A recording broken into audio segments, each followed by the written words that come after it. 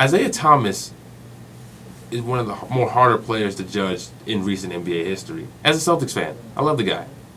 But Isaiah Thomas is nothing more than a 15-point per game guy. He could serve as a scoring punch off the bench or get you a couple of starts here and there. And allow me to elaborate. Isaiah Thomas has played for 4 different teams, 5 now, but we're going to focus on the 4 teams he's played, at least a half a season for. In 3 seasons in Sacramento, he averaged 15.3 points per game. In 1 season in Phoenix, 15.2.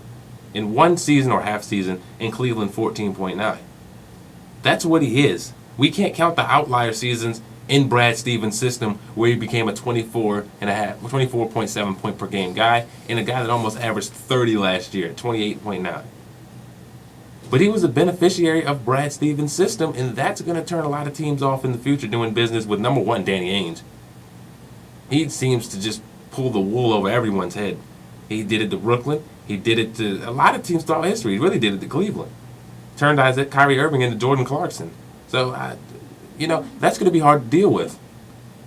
Brad Stevens has elevated everyone. Jay Crowder was averaging 3.9 points per game when he was traded to the Boston Celtics and had never averaged more than 7.7 points per game in Dallas.